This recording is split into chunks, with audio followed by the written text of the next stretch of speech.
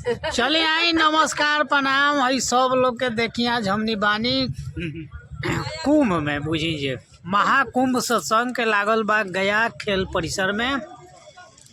आ देखी ये है हमार राजू भाई, है भाभी जी बानी, ये सब लोग श्री राम भाई, राम रतन भाई, है बेटी हमर बा, ये लड़का बा, है हमार ओम प्रकाश भाई के पत्नी बानी, यहाँ के पत्नी है। तो यहाँ के चिन्ह ले लोगन, ज्यादा चिन्हावला के जरूरत नहीं।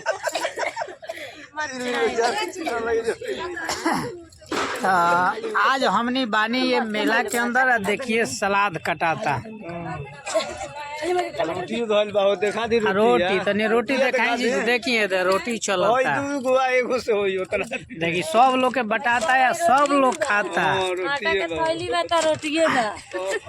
सब लोग के मोटरा मोटरी। देखी हमारा रामरतन भाई के भोज देखी।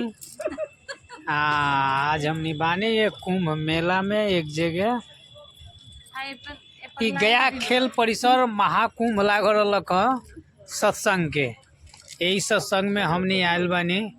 अभी हमनी भोजन में बानी, प्रोग्राम समाप्ति बा। और बाद हमनी अब यहाँ से निकलम थोड़ी देर में अपन भोजन वोजन करके। सलाद देखी बोरा पर कटाता,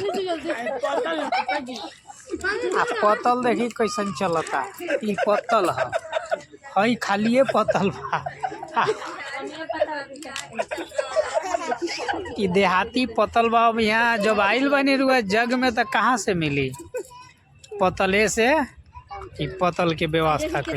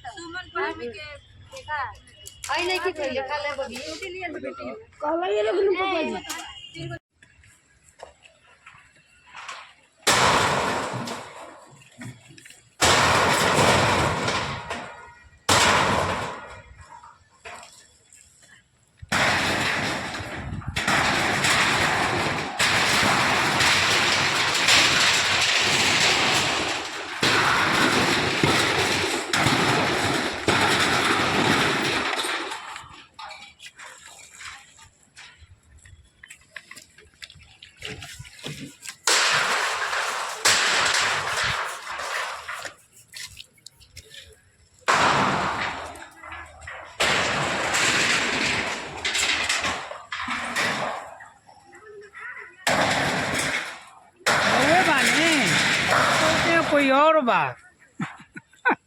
ठीक बा बहुत।